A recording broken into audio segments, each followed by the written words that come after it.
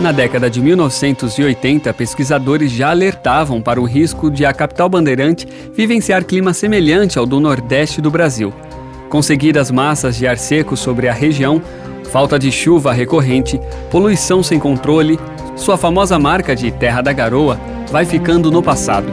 Ainda que o comportamento climático também seja cíclico, isso não sugere que devamos baixar a guarda. A esperança é que o povo, e isso em todo o orbe, desde as pessoas mais simples às que dirigem as nações, tomem atitudes decididas de preservação de nossa espécie. Se as coisas persistirem como andam, lá na frente poderemos ler anúncios assim: restam poucos exemplares humanos em tal localidade. A região, antes repleta de vida, se tornou hostil, foi totalmente prejudicada pela aridez, pela falta de visão de seus moradores. Pode ser chocante, mas os filhos da atual geração e, posteriormente, seus netos pedem socorro aos que hoje gastam de maneira condenável o que o planeta lhes oferece.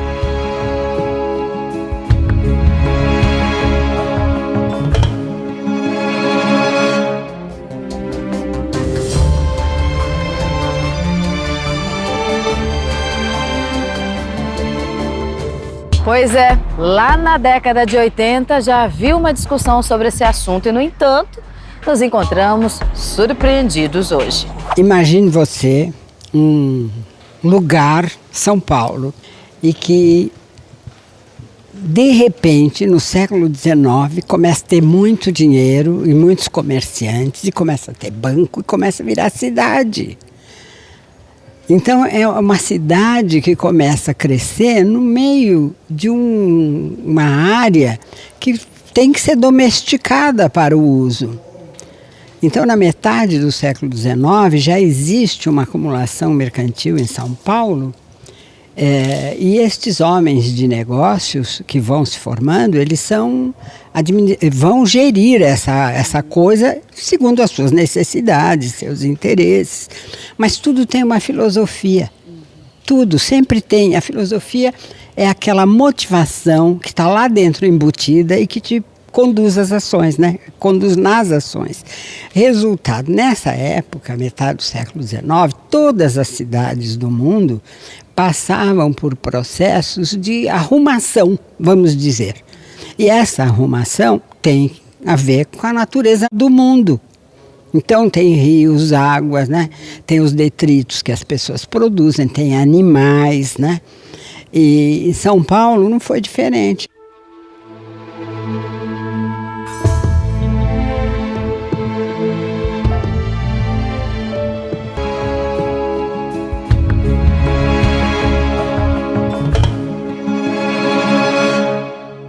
Os rios estão na história da fundação de grandes civilizações como meios fundamentais de desenvolvimento. As grandes metrópoles cresceram em volta de um rio que sofre as consequências desse crescimento. Progresso tem o seu preço. A gente troca. Você troca. Então, nós, por exemplo, ganhamos a energia elétrica que foi produzida em Cubatão, e isso foi até 1950, imagina, começa essa história, em 1901 está funcionando aquela ali, até 1958, quando entrou em funcionamento a última de Cubatão, que é a usina subterrânea. E chegou a produzir muita energia, quantidade ótima de energia.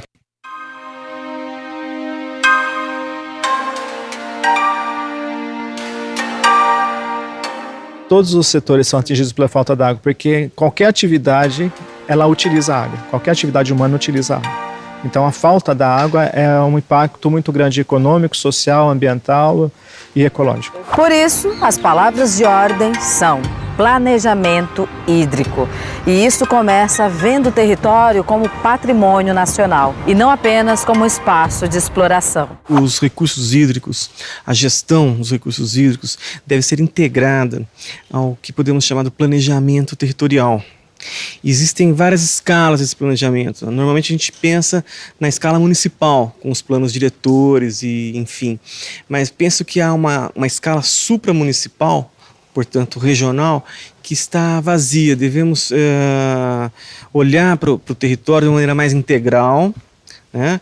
E encará-lo como sendo patrimônio, no sentido que ele fornece recursos para o desenvolvimento da sociedade. O território é o reflexo do modo como a sociedade se organiza e se desenvolve. Então, na medida que você não prioriza o coletivo, prioriza o particular e você se depara com extremos, sejam naturais ou sejam sociais, você acaba se consumindo num período curto, você acaba ficando num ciclo de correr atrás daquilo que não foi feito da forma como deveria, e aí você acaba não tendo expectativas mais de longo prazo que resultariam de planejamento interno.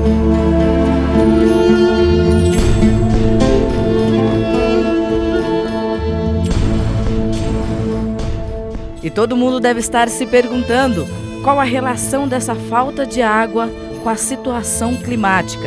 Entenda a teoria do efeito José e Noé. Bom, o efeito José e Noé, eles foram propostos em 1968 por Benoit e por Weides, né? É uma teoria que remete àquela história, a personagens bíblicos. E no caso do José, da interpretação do sonho do faraó, que levou a 7 anos de fartura, depois seguidos de 7 anos de seca. Então ele viu um comportamento parecido com os dados observados da variação do nível do rio Nilo, que são séries milenares. E ele conseguiu identificar esses dois padrões. Então o José significa assim, períodos longos de baixas precipitações sucedidas por períodos longos de precipitações mais altas, e assim elas vão se invertendo. Só que esses períodos eles podem variar de 35 a 50 anos, não é exato. E o efeito Noé é um efeito que acontece uma precipitação, um período chuvoso muito grande, vem uma inundação, uma cheia muito grande, e ela desaparece do mesmo modo que apareceu. Então ela não é prevista. Então nesse caso representa bastante o comportamento que nós temos vivenciado. Em 82 e 83, no verão, nós tivemos esse efeito Noé aqui no Brasil, que pegou o sul do país, ainda São Paulo.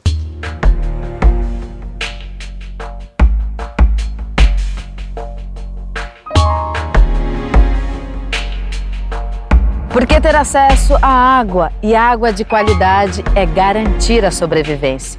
Tudo está relacionado, por isso a falta de água deve gerar consequências que sequer conseguimos medir. No agravamento da crise, começam a haver suspensão de outorgas de usuários que não é de consumo humano, por exemplo, indústria e agricultura. Então, o impacto imediato seria, então, suspensão de atividades industriais com demissão. Então, nós temos um problema social com desemprego, aumento de desemprego, a indústria não produzindo, e principalmente a indústria de São Paulo, que abastece o Brasil e países vizinhos, você tem uma redução muito grande na produção ou desabastecimento, e você poderia encontrar nas prateleiras do mercado ou não encontrar produtos, ou encontrar produtos que venham de outros países, né, em substituição à falta de uma produção doméstica. O aumento do desemprego pode levar ao aumento da criminalidade. Falta de água para abastecimento humano, você teria que restringir o acesso das pessoas em locais de muita movimentação de pessoas, como shopping centers, escolas, universidades, então teriam que ser fechadas por falta de água e por falta de condições sanitárias. A diminuição de água também afeta diretamente a saúde, porque 85% das doenças são de veiculação hídrica, e isso poderia representar um retrocesso no Brasil, que hoje, né, nós temos um padrão de saúde até que razoável, voltar ao que era pré-década de 70, que nós tínhamos uma taxa de mortalidade de mais de 130 óbitos por 1.000 habitantes. Isso era muito grande. Na educação, a cultura, a maneira como se enxerga os valores locais, você distinguir o que é crescimento desordenado, que não é crescimento, é inchaço, diferente de desenvolvimento. As pessoas confundem desenvolvimento com crescimento das cidades.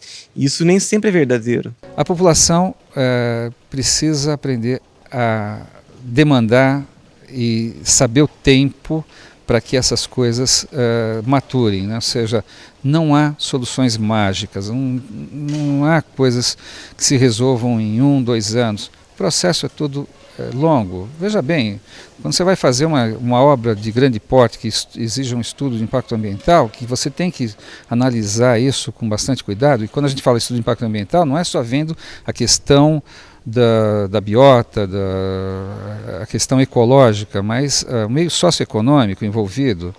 Então você tem que ouvir a sociedade para ver o que é melhor para eles, etc. Isso demanda tempo. Isso leva muito tempo, não é uma coisa que se faz de uma hora para outra. Como diz o escritor Paiva Neto, se é difícil, comecemos já.